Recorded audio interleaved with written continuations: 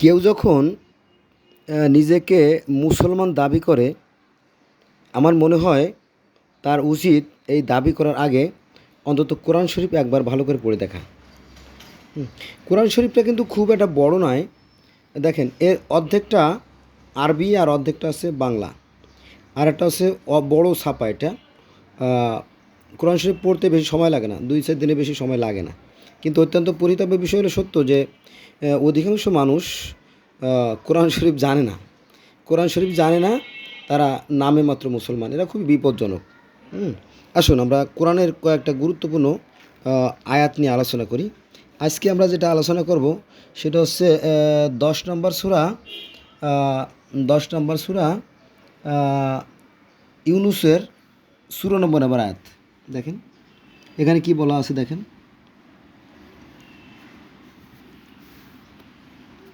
এই দেখেন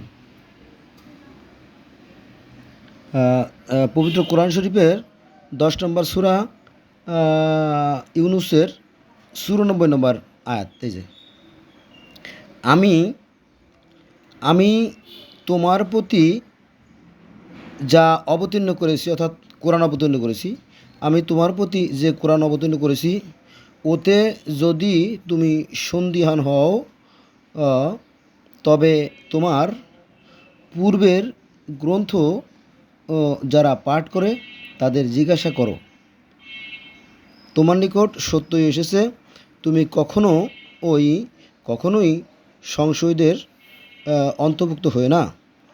এখানে তোমার পূর্বে বলতে এখানে মনে করেন যে পূর্বে কোন কোন গ্রন্থ নাজিল হয়েছে, যেমন তাওরাত, জবুর, ইনজিল, বাইবেল, বেদ, জেন্দা আবেস্তা, তারপরে গ্রিক পুরাণ, রোমান পুরাণ, মিশরীয় পুরাণ, হ্যাঁ এরকম তারপরে ত্রিপিটক, এই জাতীয় বেশি না।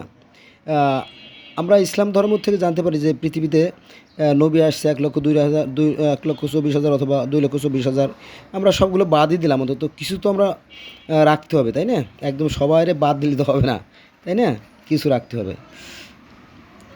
তো 1,24,000 নবী আসলো, সবাই তাদের আসমানি কিতাব ধরে রাখতে পারলো না, সেগুলো ধ্বংস হয়ে গেলো, নষ্ট হয়ে গেল।